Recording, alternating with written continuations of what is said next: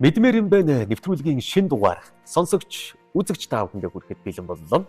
Өнөөдрийн нэвтрүүлэгт хамтран хөтлөхөөр за мөн төлхөө бас та бүхэндээ хуулийн мэдлэг мэдээллийг мэдмээр олон зүйлсийг бас мэдүүлж байгаа эрхэм хүн бол Улаанбаатарын Эрдэм их сургуулийн хуулийн багш Алтангэрэл ах маань байгаа ба. За энэ өдрийн мэндийг хүргье. За энэ өдрийн мэнд хүргье. За өнөөдрийн хоёулынгийн чинь хүргэх, мэдээлэл өгөх, мэдлэг олгох сэдв нь ямар сэдв байгаа вэ? За нэвтрүүлэг манд 7 хоног болгон явж байгаа сэдв бол олон байгаа. Тэгэхээр би өнөөдрийн хувьд бол энэ зөрчлийн тухай хуулийн зарим одоо зүйл заалтын тухай хүмүүст бас мэдживэл зохих зүйлүүдийг хэлж өгье гэж бэлдсэн. За тэгээд зүгээр бас зөрчлийн тухай хуулийн талаар манай Алтанхүү ямар аюутай байна? Ойлголттой байна. Одоо хүмүүс бол энэ зөрчлийн тухай хуулийн талаар бол сайн муу гэд бас хоёр хуваагдаад идэг тийм ээ. Чи аль талынх нь хүн байна? Би болохоор яг энэ талаар бас төлхүүл бас нэг мэдлэг юутай мэдээлэл бол бас муутай. Тэгээд дээрэс нь одоо муу ёрлох л та. Тэгээ одоохондоо зөрчлийн тухай хуулиар торгуулсан юм болоо. Яг хөө тэгтээ ингэ сонсч байсан. Тэгээ юм тогшоод идэг үл ягаад гэсэн тийм. Тэгээ юм сонсч байсан. Энийг гаднаас авч манад ингэж нутгшуулсан хуулиат гэдэг юм билээ. Бусад оронд бас байдаг юм билээ шүү дээ зөрчлийн тухай хууль гэдэг. Би анх бодохдоо зүгээр ийм хууль шинээр сэтэж бодоод олчлоо гэж бодоод яваад идэг байсан юм. Тэгсэн угаасаа л ийм бусад оронд ч гэсэн зөрчлийн тухай ийм хууль дээр торгох ингээд ийм юм байдаг юм байл л дээ. Тэгээд яг хөө төлхөө миний зөрчлийн тухай хууль гэдэг зөрчлийн тухай хуулиар торгуулчлаа ингэчлээ гэдэг нь одоо яг автомашин жолооч нар дээр л их гараад байх шиг ажиглагдаад идэх юм. Тэр тал дээр л одоо мэдээд байна л да одоо жишээ нь дүрм зөрчих юм бол зөрчлийн тухай хуулийн тэдийн тэдээр таныг торглоо инглээ гэд. Яг өөр бас юун дээр зөрчлийн тухай хууль яваад энэ хэрэг бас төлхөө сайн бас мэдэхгүй байгаа шүү. За энэ бол шүү дээ 2017 оноос бол яг зөрчлийн тухай хууль гэдэг нэрээрээ орсон тийм ээ. Өмнө нь бол захиргааны хариуцлагын тухай хууль гэж байсан тийм ээ. Өмнө нь бол тийм арай өөр нэртэй байсан. Агуулга нь бол ерөнхийдөө яг энэ байсан тийм ээ. Тэгэхээр одоо хоёулаа ингээл би нэлээд олон юм байгаа учраас энэ удаадаа нөгөө бас цаас харж иж ярихгүй бол мартагдах юм байгаа. Тийм учраас би голлох одоо бас хүмүүсийн нийтлэг мэдживэл зохих асуудлуудыг түүгээд аваад ирсэн тийм ээ. За тэгээ хоёулаа энийг ингээд ярилцаад яваад тэгээ төгсгөлд нь энэ зөрчлийн тухай хууль ер нь яг байх ёстой хууль юм уу? Байх ёсгүй мó гэдэг. Асуултын дээр ч хоёр талд байгаа даа шүү дээ. Энэ хууль гоё. Үгүй энэ хууль хэрэгтэй гэл. За тий. Тэгэхээр хоёулаа төгсгөлд хэрдэн нэг дүгнэлт хийх гээд үзье. За тэгээ. За ингэж байгаа. Олон нийтийн газар, автозам, орон сууцны орчин, гудамж талбайд бие зассан, эсвэл нус цэр тамхины иш хог хайсан бол 11-тэй тэнцэх тийм штэ. Төгрөгөөр торгоно гэж тийм ээ. Тэр яг тэр нус шүүс цэр тамхины иш гээд ил задгаа бие засах асуудал тийм ээ. Одоо тэгэхээр жишээлбэл энэ заалтыг хийж өгөхгүй л одоо өнөөдөр бид нар чинь ингэж нийтээрээ нэг газар төвлөрөөд амьдарч байгаагийн хувьд бол ингэж зохицуулж өгөхгүй бол хүн болгонд дур зоргоороо загнах юм бол энэ чинь хэдүүлээ чөлөөтэй алхах гიშг газарг болчих гэдэг шүү дээ. Нөгөө тэгэн штэ нөгөө агаар хөрсний бохирдол тэртээдэргүй ихтэй хот байгаад байгаа штэ. Одоо бүр ихтэй болно л гэсэн үг. За тий. За дахиад нэг юм заалт байна. Согтууруул хундаа хэрэглэхийг хориглосон газарт архитан согтуурсан гэж юм тийм ээ. За энэ бол хуучин маш их байсан. За тий. Хот суурин газарт биедээ хутга эсвэл хүний биед гэмтэл учруулж болох тусгайлан бэлтгэсэн зэвсгийн чанартай зүйл авч явсан бол зэвсэг хэрэгслийг хурааж 25 нэгжтэй тэнцэх төгрөгөөр торгоно гэж тийм ээ. Хүүх наадах чинь би өстөө сонсоогүй юм штэ. Тий. Яг энэ бол хуучин бас байсан. Гэхдээ энэ нөгөө мөнгөн дүн бол мэдээж үл өөрчлөгдөж байгаа. Тэгтээ бол эн чинь хутга мис авч явах зорилттой бас хутга миснийхээ хэмжээг заадаг юм. Ерөөсөө зэвсгийн чанартай зүйл гэж байгаа юм. Тийм ээ. Нэр ярих юм бол одоо тэгээд хумсны хутгачин ч гэсэн хүний амь насанд аюул учруулахаа учруулна шүү дээ. Тэгвэл наадах дээр чи тэгэл ахаа нэг ийм юм байх юм шүү. Сонир. Улаанбаатар хотод явж байгаа ихэнх эмэгтэйгийн цүнхийг уудлах юм бол маш олон зэвсгийн чанартай юм гарч ирнэ. Хумсны хутгаас эхлүүлээд тийм ээ тий. Яг айгуу сонирхолтой юм байна. Зэвсгийн чанартай гэж тодорхойлсон байгаа. Тэгэхээр бас хэмжээ байдаг юм болоо. Зэвсгийн чанартай гэж гэхлээр үндсэндээ тэрийг шууд зэвсэг болгох боломжтой гэж шууд ойлгохоос биш. Зүгээр нь хумсны хуурайг бол төдийлөн хүмүүс бол энэ зэвсгийн чанартай гэж ерөөсөө хэлдэггүй шүү дээ. Зориулт нь бол тэр хумсны хуурай. Тийм биз. Мэдээж үл зүгээр нөгөө сонгоц монгоцонд бол оруулдаггүй. Яг тэр нөгөө зэвсгийн чанартай гэдэг талаас нь харж үзээд тийм ээ. Тий. Зүгээр тэгж хавтгааруулах юм бол нөгөө мэдээ өхнүүд бүгдээрээ дургуулах гэдэг юм л да тий. За дараа нэг юм байна. Олон нийтийн газарт орон байранд хэрүүл маргаан үүсгэж, бусдыг өдөөн хатгаж, бусдын амгалан тайван байдлыг алдагдуулж, олон нийтийг үл хүндэтгэж, үйлчилгээний болон дарааллын зурам зөрчсөн, аж ахуйн нэгж байгууллагын хэвийн үйл ажиллагааг алдагдуулсан бол хүнийг 101-тэй тэнцэх хэмжээний торгох эсвэл албад нь сургалтанд хамруулж 7-оос 30 хоногийн хугацаагаар баривчлах шийтгэл оногдуулна гэж. Одоо энэ бол нэг танхаарах гэдэг чинь. Тийм биш.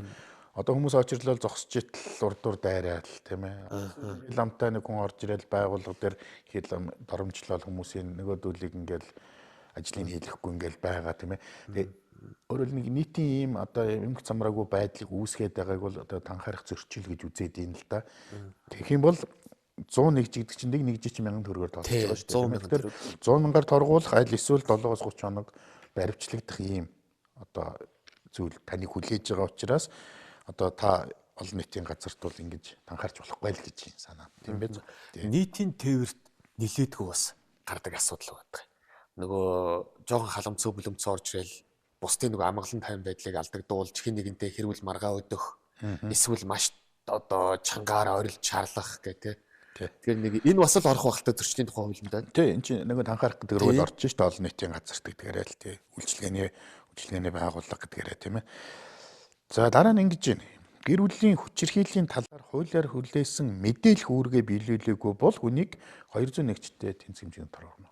Одоо нөгөө хүмүүс ярьдаг штэ нэг эрэмийн хооронд илжиг бууж ороод гээд одоо манайх ингээ гэртээ сууж итл энэ хажуу айлын хоёр муудалцаад хэрэлдэж зодтолдоод ингээ сүйд болчихно тийм ээ. За бид нар хоорондоо юу гэж ярьдаг вэ? Нөгөө хоёр чинь нөгөө жүжигээ тавьж хэллээ те. Энэ байсаgal нэг нөхөр нь орж ирэл авгаа балбах юм а гэдэг.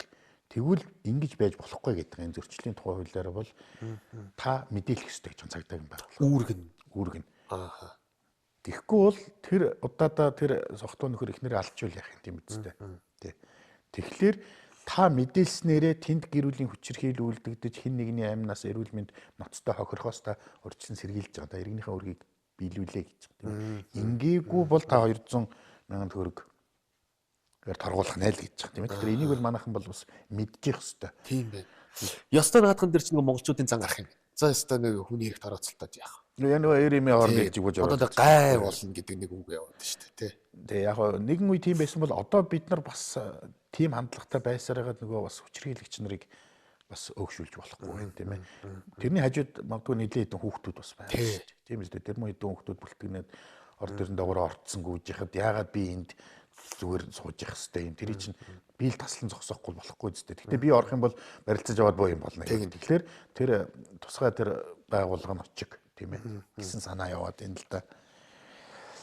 За бас нэг мэдэх ёстой зүйл. Гэр бүлийн хамааралгүй харилцаатай хүнийг зодсон хүсэл зоригын эсрэг тодорхой үйлдэл хийх эсвэл хийхгүй байхыг албадсан, бусадтай харилцахыг нь хязгаарласан, хуваарт болон дундын хөрөнгөө эзэмших ашиглах захиран зарцуулах эрхт нь халтсан энэ үйлдэл нь эрүүгийн хариуцлага хүлээлгээргүй бол албад нь сургалтанд хамруулад 7-оос 30 оны хугацаагаар баривчлах шийтгэл ногдуулна.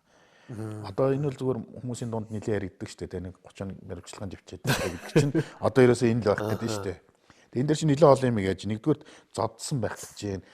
Тулган шаардсан байх гэдэг тийм ээ. Эдийн засгийн хувьд одоо хясан боогдуулсан байна. Гэтэл эрүүгийн хуулинд бол бас гэр бүлийн хүчирхийлүүлдэг гэдээ байдаг байхгүй юу? Тэгэхээр төвшингийн аваад үзэхэд арай нэг тийм эрүүгийн хэрэг үүсчихэргүй төвшөнд байна гэсэн үг байхгүй юу? Тийм ээ одоо бид ямар нэгэн ноцтой имплементл учраагүй ч гэдэг юм. Ингээдлээрээ энэ нөхөр бол 7-оос 30 хоногийн хугацаагаар найдвартай баривчлаганд явах нэ л гэж. Гэхдээ дарамталсан байна тий. Одоо саяны нөгөө олон юм би уншлаа шүү дээ тийм ээ. Энэ нөхцлүүд одоо байх юм бол. За нийтийн зориулалтаа орон сууцсанд шөнийн цагаар бусад оршин суугчдын амгалан тайван байдлыг алдагдуулсан бол хүнийг 101-тэй, хуулийн этгээдэг 1001-тэй тэнцэх төгрөгөөр торгоно гэж. Шөнийн цагаар гэж юм тийм ээ. Одоо нөгөө нийтийн зориулалтаа сууцны доор чинь үйлчлэгээний бас байгууллагууд байгаад байдаг шүү дээ. Тэгээд тэр нь өөрөө нөгөө 22 цагаас өглөөний 6 цаг чинь шөнийн цаг гэж байгаа шүү дээ. Хоорондтой бол тий. А гэтэл би гэртээ байна ямар хамаатай ингээд гэртээ одоо бүжиг чанга тавьчаад орилж шуурал доод айлаа унтуулахгүй ингээд байгаа нөхцөлд бол одоо цагдаа дуутахад бол та эсвэл 100 мянгаар торгуулах нь байна. А хэрвээ юм баар караоке ч юм уу тийм үйлчлэгээний газар байсан бол та сая төгрөгөөр торгуулах нэ. Тийм ээ. Тэр бол тэр шөнийн цагаар бол хүмүүсийн амгалан тайван байдлыг алдагдуулж болохгүй л гэсэн санаа. Орон сууцнд бол хуучин бол бас л хүлцэнгүй байсан юм шиг байгаа юм. За яах вэ? Одоо тэр манай хуучин цагт ч нөгөө нэг юм хөршийн холбоо гэдэг юм манад их сайн байсан юм байлээ шүү дээ. Тэ баг тэр нэг давхрынхаа битэл тэр байраараа бие бинийгаа мэддэг ч юм уу. Тэгэхээр нөгөө нэг хин нэгэн хүн ингээл нэг жоохон нэг залуу ингээд нэг найс нөхдөд авчираад шүнжэнгөө даривхад ингээд нэг төвчээд гүрийгээд өнгөрөөчдөг байсан юм шиг байгаа юм. За баг тэгж нэг тэг шүнжэнгөө тэг даривдах нь цөөхөн байсан баг. Тий. Тэгтэл нэг яг тиймэрхүү юм боллоо гэх нэг өнгөрөөчдөг байсан юм шиг байна. Одоо бол харин хүмүүс яг энэ орон сууцны энэ асуудал төр бол маш чанга ханддаг л болсон байлээ шүү. Нөгөө амарч одоо амархах гэдэг. Тэгээ хүмүүс ч өөрсдөө бас нэг жоохон энэ маань ер нь бол бас хоёр талтай л да. Тийм биз. Одоо жишээлбэл юу гэдгийг нэг манай дээдлийн давхарт нэг хоёр жоохон хүүхэд байна. Унтдаггүй. Пижинг тгүүлдээд байна. Тийм ээ. Одоо нэг талдаа бол миний амгалан тайван байдал алдагдаад байгаа нь үнэн тийм. Гэтэл тэр мөн жоохон хүүхдүүдийг яалтай байлээ тийм биз. Тэгэхээр юм ер нь хоёр талтай. Тэрний оронд тэр хоёр хүүхдийн оронд хідэн нөхдүүд бүжиглээд дэвсээд ивэл одоо асуудал арай өөр. Тэгвэл одоо дуутахаас өөр аргагүй байхгүй. Тэр мөн хоёр хүүхдийн гүйсний төлөө би одоо цагдаа дуудаад ахын ч хаашаа чи. Яг хөө зүгээр ёстой гараад нэг учрлах юм да тийм ээ. Ахын хосоо таамармаар байна. Одоо оройн цагаар хүүхдүүдэд бити ингэж гүйлгээч гэдэг юм уу тийм одоо нэг ийм л асуудал байгаа шүү. Тэгэхээр манай үзэгсэл сонсогчид бас юмыг юутай бас авах гэхийн ухаанаар тийм ээ. Бас юмыг бас зөв талаас нь харах ёстой гэж би хэлэх гээд байна тийм. За орчиндөө аюул учруулж болох амьтныг зохих хамгаалалтгүй байлгасны улмаас хүний эрүүл мэндэд хөнгөн хохирол учруулсан бол учруулсан хохирол нөхөн төлбөрийг гаргуулж 101-тэй тэнцэх хэмжээний төгрөгөөр торгоно гэж тийм ээ. За одоо ялангуяа нөгөө нохооны асуудал тийм ээ. Нохоо л байгаа. Нохоо тийм ээ. Муур энэ төр харьцангуй гайгүй нөгөө хошивчтай явах асуудал яригдаад байна л да. Тийм биз. За тэгээ бас нөгөө юуных нь асуудал яригддаг баг. Нөгөө бааз шээсных нь асуудал. Тэрийг бол заавал цэвэрлж явах бас тэрэн дээр чинь бас торгуул байдаг юм билээ шүү дээ тий. За хүүхдийн эрхийг зөрчихтэй холбоотой нэг юм бас асуудлууд байдаг юм байна.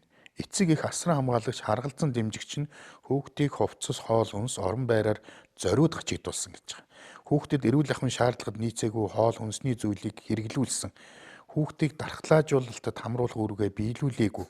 Хуулиар хүлээсэн асран хамгаалах тэжээнд тэтгэх үүргээ биелүүлээгүй нь эрүүгийн хариуцлага хүлээлгээргүй бол 200 мянган төгрөгөөр торгоно гэж. Тийм ээ. Тэгэхээр үндсэндээ хуулинд ийм заалт байна. Зүгээр яг энийг өндөр тутамдаа манайхан бас хэрэгжүүлдэггүй, энэгээр хүний торгодгүйгүй л асуудал тийм ээ. Гэхдээ ер нь бол асуудал үүсэх юм бол та саяны дурдсан энэ зөрчлүүд байх юм бол та 200 мянгаар торгуулах нэ л гэсэн санаа. За энэ бол бүр чухал юм байна. Дараагийнх нь хүүхдийг аливаа төлбөр хураамжийг төлөөгүй үндслээр хүүхдийн сурч боловсрох эрхийг хууль бусаар хязгаарласан. Өөрийнх нь болон эцэг их асран хамгаалагч харалцсан дэмжигчийн зөвшөөрлгүйгээр гэрэл зураг, дуу дүрсний бичлэгийг мэдээлэл сурталчилгаанд ашигласан. Өөрт ашигтай бий байдал болохоор хууль бусаар хүүхдийн нэрийг барьж ашиг олсон. Эсвэл амь нас эрүүл мэнд нэр хүндэд нь харьцлах, аюул учруулах тоглоом наадам бусад арга хэмжээнд оролцуулсан бол 501-тэй хуулийн этгээдийг 5 сая төгрөгтэй тэнцэх хэмжээний төгрөгөөр торгоно гэж тийм ээ. Энэ бол саяхны хүртэл ёстой задгаа байсан асуудал. Нөгөө 6 сарын 1 болохоор л сайн үлсийн аян нэртэй тэрийг монголчууд ч гэсэн нэг тийм хүн дээр хүлээж авдаггүй гэж. Маш олон хүүхдүүдэд нүүр, царай, гэр, орон бүх зүйлийг гаргацдаг. Харин энэ одоо энэ талын ойлголт, мэдээлэл тэгээд нийгэмд нөгөө нэг бас их энэ талаар маш олон одоо хуулийн мэдгэдэггүүнүүд явсан шүү дээ. Тэгээ харин тэрнээс хойш одоо энэ хэвлэл мэдээллийн байгууллагууд болон аливаа нэгэн хандив тусламж өгж байгаа. Одоо ч бас нөгөө 12 сарын нөгөө шинэ жилийн баяр болж байгаа учраас одоо нэг жоохон аслагдсан гэр хорооллын айл өрхүүдийн хүүхдүүдэд бэлэг тараана гэж нэг явж байгаа. Одоо бол харин энэ сошиалар бас хүүхдүүдийнхээ нүүр царай энтрийг гаргахгүй болж байгаа юм шиг байна. Тэрнээс бол одоо тэгэл томоохон баярууд за дамаа таавал сайн мэдж байгаа сонгуулийн үеэр те битүү ингээл гэр орныг нь гаргаад хүүхдийг нь гаргадаг байсан. Харин энэ зөрчлийн тухай хуулийн яг энээс одоо шалтгаалаад энэ дээр бас хариуцлагатай болж эхэлж байгаа юм байл. Юу хариуцлагатай болсон л харагдаж байгаа юм. За нөгөө хүүхдийн тэтгэлэг нөгөө юугаар тогтоогддог штэ шүүхээр. Нөгөө эцгийнхэн салаад тийм ингээ хин нэг нь хүүхдээ өөр дөр аваад нөгөө тал нь хүүхдийн тэтгэлэг төлдөг. За тэгвэл Тэтгэлэг төлөгч нь сар бүр төлөх хүүхдийн тэтгэмжийг 3 сараас дээш хугацаанд төлөөгүй нь эрүүгийн хариуцлага хүлээлгэхээргүй бол гэж байгаа. Бас ноцтой байх юм бол эрүүгийн хариуцлага хүлээлгдэг. Тийм ээ. Хэрв ингэх юм бол 101-тэй тэнцэх хэмжээний төгрөгөөр торгоно, эсвэл 7-оос 30 хоног баривчлана гэж. Тэгэхээр манай одоо бас үзэгдсэн сонсогчд бол хэрв хүүхдийн тэтгэлийн асуудал байдаг бол та 3 сараас дээш одоо санаатаагаар төлөхгүй болчвол эсвэл эрүүгээр, эсвэл энэ зөрчлийн хуулиар шийтгүүлэх нь шүү гэж. Тий. За энийг харин чи юу гэж бодож байна? Хүүхдийн бие махбодод халдсан, эсвэл үл хайхарсан, эсвэл хүүхдийн дэргэд архитан согтуурсан, мансуурсан хүчирхийл үйлдсэн нь эрүүгийн хариуцлага хүлээлгэхээргүй бол 300 мянган төгрөгөөр торгоно гэж байгаа. Тийм үү? Одоо энэ донд бол архитан согтуурсан гэж байгаа хүүхдийн дэргэд. За энэ өөр бас манад хэрэг байдаг үлээ. Тийм биз? Энийг бол хүмүүс ер нь нэх мөрддөггүй шүү дээ. Тэгэх юм бол та бол энэ зөрчлийн тухай хуулиар 300 мянган төгрөгөөр торгуулах болцол хангагдсан байна л ойлгох гэдэг юм тийм ээ. Хүүхдийн эсрэг одоо хүчирхийл үлдэж байна л гэж харах гэдэг юм л да. Наа чи бүр дагуулж явал нилийн говьдсан дагуул явж байгаа дүр төрх бол одоо тэгэл хоёул ийшээ хойшоо гараад гэр хороол руу ороход л битүү байгаа гэл. Харагддаг шүү дээ тийм. Бид нар тэрийг ингээд нэг юм энгийн үзэгдэл мэт бодоод бас яваад байдаг болчлээ. Харин тэгвэл хууль тогтоогчвол энийг бол болохгүй гээд харин тэгээ хөрчлөөд өгсөн байна. Тийм байгаач. Тий. Тэгэхээр одоо бодох бас та одоо хууль зөрчиж шүү л гэдгээ бас ухамсарлаж байх нь байна шүү дээ. Тий. За энэ бас нэг энийг сайн бас ойлгоод энэ тогтоогоод авчих хэрэгтэй. Юу гэхээр бол оршин суугчийн зөвшөөрлгүйгээр орон байранд нь доторно гэсэн үг. Эсвэл гадна талаас нь орон байрны доторхыг нь гэрэл зураг авсан эсвэл дууд үрсний бичлэг хийсэн бол хүнийг 200 мянгаар хуулийн этгээдийг 2 саяар торгоно гэж байгаа. Тийм ээ. Өөрөөр л одоо нөгөө хүний орон байр гэдэг бол халдашгүй ийм дархан байх гэдэг тийм ээ. Гэтэл би зөвшөөрлгүй явж ороод танад видео бичлэг хийгээд их эсвэл татдаг дурангаар гудамжнаас танаа гэрийн доторхыг татаад аваад энэ ямар зорилгоор байх нь одоо бүүн мэд тийм ээ. Өөрөөр л тэр хүний тэр орон байрны халдшгүй байдалд би яагаад байгаа бол танах нэг дуучлалын студ компани бол 2 саяар торгуулах нь хувийн бол 200 мянгаар торгуулах нэ. Яг нөгөө бодит кейсийн сүлд гарчлаа штэ нөгөө нэг скутер түрээсийн скутер тэгээ нөгөө аппликейшнэрээ хайгаад төсөж чинь нэг гэр ороолын нэлээд цудруухан айлын герт байж тараад яг гэрлүү н орохдоо нөгөө хоёр ажилтан маань камер асаагаа орцсон. Тэгээд тэр чинь ингээд бас л нөгөө хоёр талтай. Нэг нь бол ингээ хулгайлцсан юм чи яад гинсэн. Нөгөөх нь юу гэсэн үг наа чи хууль байд. Гэсэн чи хуулиа зөрчсөн л байгаа. Одоо энэ хууль яг зөрчигдсэн байна. Тэгээд яг тэр байгууллага баг угаасаа торгуулаад таарсан л та. Тий. Тэгэхээр нэг нь телевиз учраас хуулийн этгээд байгаа. Тэгэхээр 2 саяар торгуулсан ба таарч. Тийм байгаа ч. Тэр чинь бүр телевиз биш болоод байгаа. Тэр чинь нөгөө зүгээр нөгөө тухайн скутерийн компани хоёр ажилтан баримтжуулахын тулд байгууллага болоо явж байгаа байхгүй. Тэр одоо тэгж бас болохгүй нэ шүү те.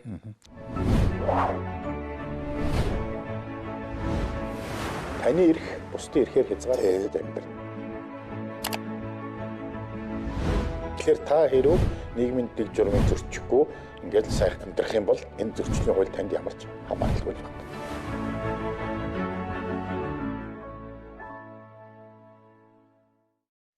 За энэ нэг юмыг бас манай залуучууд тийм ээ бас мэдчих хэвээр.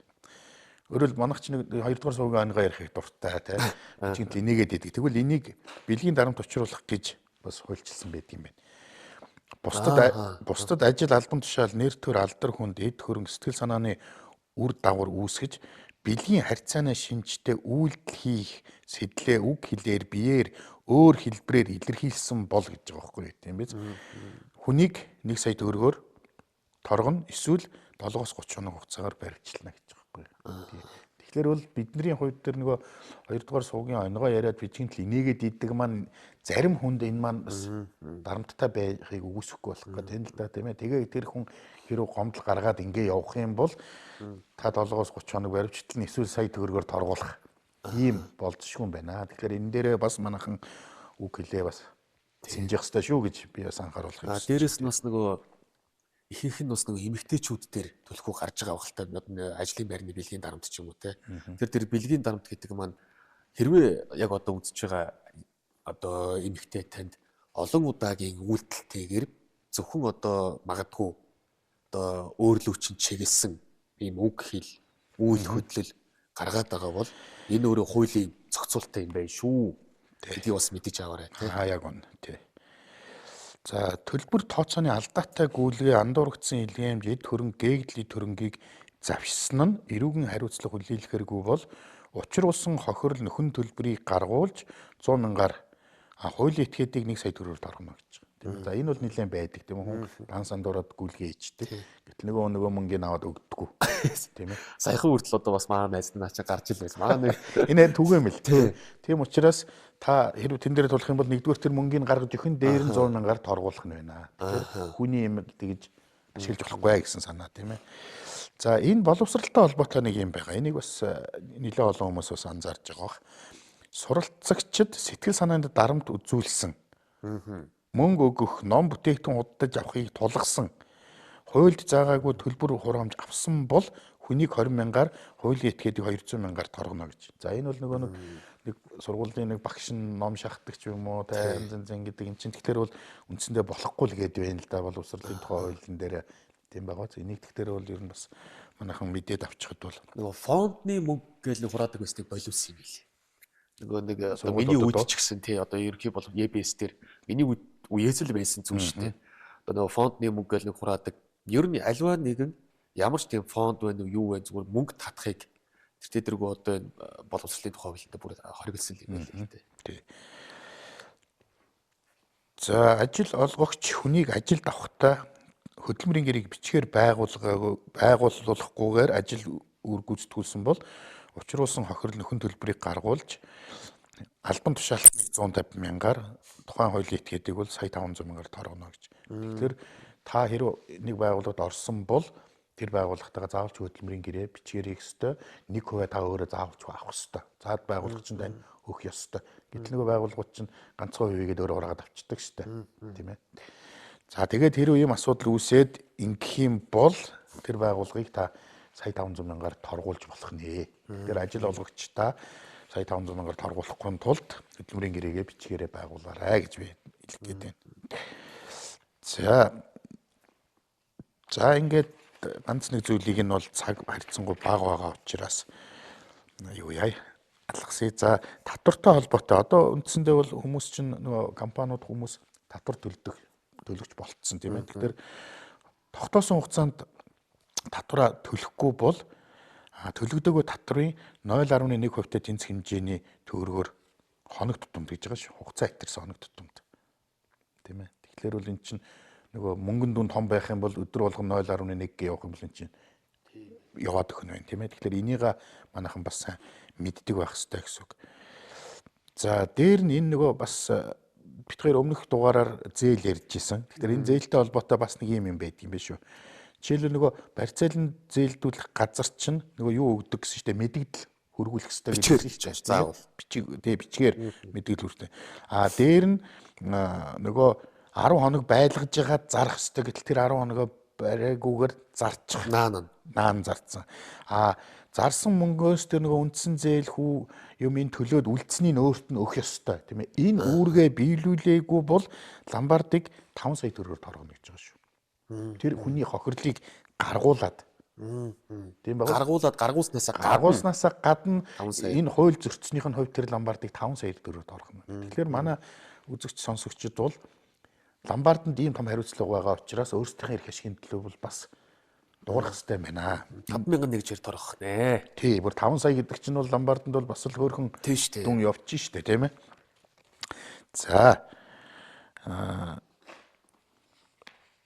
За нөгөө нэг юуны асуудал байдаг. Нөгөө хур тэтрүүлэх асуудал байдаг. Энэ дээр би бас нэг зүйлийг бол хэлхийг хүсэж байна. Тэгэхээр бол манайхан чинь жишээлбэл орон нутгийн замд бол 80 км/цаг штэ. Тэр үдэг дээд тийм ээ. Тэгэхээр яг зүгээр хөдөөний зарим цагдаа нар 80 жаахан гараад янгот торгоод байгаа тал байдیں۔ Тэгэхээр хуулийн дээр яг заасан байна гэхээр бол замын хөдөлгөөний дүрм заасан тээврийн хэрэгслийн хурдыг зөвшөөрөгдсөн дээд хязгаараас 10-аас 50% хүртэл хэтрүүлсэн бол гэж байгаа. Тэгэхээр 80 км/цаг хязгаарлалсан учраас 10% гэхээр та 88-тай явж явах юм бол та торгуулах нь байна. Тийм ээ. Тэрнээс 85-тай явж байгаа үед нөгөө нэг хурд дэмжигчээр үзээд дэлгэцэн дээр 85 гэдээ гарцсан бол та торгуулахгүй юм байна. Мэдээж бол хурд хэтрүүлж болохгүй тийм ээ. Гэхдээ 88-аас дээш гарч иж та торгуулах нь шүү. Тий 10-аас 50% хүртэл хэтрүүлсэн бол гэж байгаа байхгүй. Ингэх юм бол та 50,000-аар торгуулна. Зөвшөөрөгдсөн дээд хязгаараас 50-аас дээш хувиар хэтрүүлсэн гэдэг чинь 80-таа гэдэг чинь 120-аас дээш. 120-аас дээш гаргачих юм бол 6 сараар эрхий чи хасаад 50,000-аар торгоно. Тийм ээ. Тий. За одоо удахгүй сонгуул болох гэж байгаа учраас би сонгуультай холбоотой нэг 2-3 заалтыг үзэгчдэд хэлж хүсэж байна. Тийм ээ. Яагаад гэвэл энэ бол их сонин тоо гарч ирнэ одоо чи сонсоо. За ингэж байгаа. Нэр дэвшигчийн нэр төр алдар хүндийн гутаанд оромжилсан худал мэдээллийг нийтэд тараас нь эрүүгийн хариуцлага хүлээлгэхэргүй бол хүнийг 5 сая төгрөгөөр, хуулийн этгээдийг 50 сая төгрөгөөр гэж байгаа байхгүй. Одоо нөгөө дүн мөн чинь бүр яваад гэж байгаа. Түрүүн чинь нөгөө ил задгаа бичсэх юм бол 10,000 гэдээсэн чи одоо эн чинь бүр 5 саяас 50 саяын хооронд торохоор болчихлоо шүү дээ. За дараа нь ингэж байгаа. Хуулах хуудсыг байршуулахдаа цавуулаг эзүүл ашиглан тогтоож гудамж талбай орчныг бохирдуулсан бол учруулсан хохирол нөхөн төлбөрийг гаргуулж хүнийг 2 сая төгрөгөөр, хуулийн этгээдийг 20 сая төгрөгөөр торгоно гэж байгаа байхгүй. Би тэгэхээр энийг бас яг энэ хууль тогтоогч юу бодож ингэж хийснийг ойлгохгүй байгаа.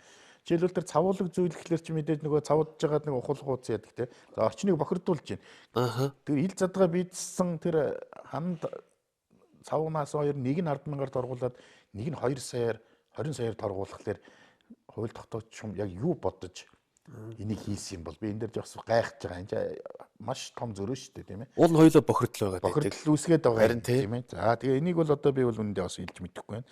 За энэ дээр бүр юм явж байна. Сонгогч нь санал авах байр, сонгогч нь гэдэг ч одоо бид нар хэлсэн шүү дээ тийм ээ. Санал авах байр нь саналын хуудас авч гарсан.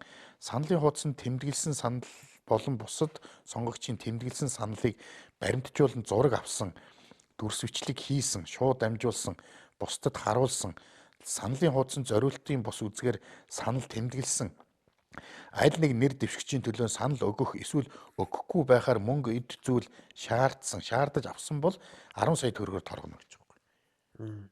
Гэхдээ эн чинь тэгэхээр зүгээр зориултын бус өөр үзгээр яачхад би 10 сая юунд унчих гээд байна шүү дээ тийм ээ. Тийм учраас манай үзэг сонсос одоо энэ сонгогч нар бол бас энэ зөрчил дээр бас одоо та манай юу нэг 150,000 төгрөг өгөхгүй бол танаа юу чинь нэр дэвшигчийн төлөө санал өгөхгүй гэж хэлээд тэр нь баримттай баригдах юм бол та 10 саяар торгуулах нь байна шүү дээ. Юу нөгөө 150,000 төгрөг авах гэлээ тийм. За энэ ажил олгогч нарт бүр их сонь юу гарч ирсэн. Энийг би одоо хэлээд дуусгая гэж бодож байна. Санал авах өдөр ажиллаж байгаа сонгогчийг санал өгөх боломжоор хангах үүргээ биелүүлээгүй бол хүнийг гэдэг чинь албан тушаалтныг 10 саяар, хуулийн этгээдийг 100 саяар гэж байгаа байхгүй. Өөрөөр хэлбэл тэр ээлжийн ажилттай ч юм уу хүн байх юм бол тэрийг та заавалчгүй явуулж санал өгүүлгэсэн юм байж л да. Тэгээ хэрэг компани захирал явуулахгүй гээд дур мэдээд байх юм бол та 10 саяас 100 саяын хооронд торгуулах нь байна гэж. Тэгэхээр ажилтнч, ажил олгогч энийг бол одоо маш сайн анхаарах хэрэгтэй. Тий. Тэгэхээр ялангуяа ажил олгогч. Тийм байна. Тийм байгаас ажилтнуудаа ер нь ямар ч гэсэн тэр сонгуул авах өдөр явуулж бүгдийн саналыг өгүүлэх ёстой гэсэн санаа байхгүй. Тэгэхээр энийгээ мэдэхгүй байж байгаа 100 саяар торгуул тийм болно үстэй тийм. Чөлөөлөх ёстой болох нь шүү дээ. Чөлөөлөх ёстой гэсэн үг тий. Ээлжлээд явуулаа гэсэн санаа тийм ээ. За ингээ хоёлаа нэвтрүүлгийн ихэнд бол тийм ээ энэ зөрчлийн тухай хууль ер нь байх ёстой юм уу, байх ёсгүй юм уу гэсэн юм яригдчихсэн тийм ээ. Тэгээ энэ дээр одоо зүгээр чиний санал ямар байна? Би бол зүгээр энэ зүгээр түгээмэл хэдэн зүйлийг л яалаа штэ. Сая уншиж сонсголоо тийм ээ. Гэхдээ байх ёстой гэвэл за миний хувьд бол байх ёстой л болж таарч байна. Яагаад тэгэхээр мэдээж нөгөө миний хувь хүний өөрийн үзэл бодол бол би цэвэрхэн хотод ажиллаж амьдрмаар байна. Нөгөө наацхан шүү дээ. Яг дэг журамтай. Дэг журамтай. Аюулгүй. Тэгээ миний одоо өөр хүүхэд ч гэсэн юм цэвэрхэн аюулгүй дэг журамтай бүгд нөгөө үүргээ мэддэг, эрхээ эдэлж байгаа бол үүргээ биелүүлдэг ийм хотод одоо амьдрал. Угаас нөгөө нэг нийгэм гэдэг чинь угаас хамтын одоо амьдтайг л хэлээд байгаа шүү дээ. Хамтдаа байж иж нийгэм үүсгэж байгаа. Тэгэхээр хамтдаа ийм хаус байдал байх юм бол ийм замраагүй байдал байх юм бол бид нар ч одоо тэгээд нэг ийм зэрлэг амьтдал болно шүү дээ. Таны эрх бусдын эрхээр хязгаарлагдаж амьдрна тийм ээ. Тэгээ та бусдын эрхийг зөрчих юм бол та танд эдийн засгийн хөшүүрэг хэрэглэнэ гэж байгаа санаа нь бол тийм ээ. Тэгэхээр та хэрв нийгмийн дэг журмыг зөрчихгүй ингээд л сайхан амьдрах юм бол энэ зөрчлийн хууль танд ямар ч хамааралгүй байх гэж тийм ээ. Тэгэхээр дэг журм зөрчдөг нөхдүүд л эсэргүүцээд байгаа гэж би хараад байхгүй. Харин тэгээ би нөгөө яг нэвтрүүлэг бас эхлэхэд нэг муу ёрлоод нэг хэлсэн шүү дээ. Одоо би нэг тийм зөрчлийн тухай хуулиар торгуулсан юм байхгүй байгаа учраас надад яг нөгөө нэг сайн мэдэхгүй байна гэж тэгжсэн. Одоо жишээ нь хэрэгтэй хууль гэдэг нь адаглал энэ хуулийг зөрчлийн тухай янз бүрийн юм одоо байхгүйсэн бол гудамжиндгүй бүх ингээл арх барайл, уугаал, шээгээл, бага шүнсээ хаяал. Тэгэл энд тэнд очиод танхаараа байвал одоо ямар ч хүн сайхан санагдахгүй байгаа байхгүй тий. Тэгэхээр чинь ямар нэгэн орныг чинь хууль болог шашин хоёроор ингэж эмх цэгцтэй байлгаж хамтд нь ингэж амьдруулдгаа гэдэг шиг. Тэгэхээр миний хувьд бол хэрэгтэй л гэж одоо бодлоо. Дүгнэлт аргументтэй гэж гарч байна. Хоёулаа бол энэ дээр санал нийлж байна.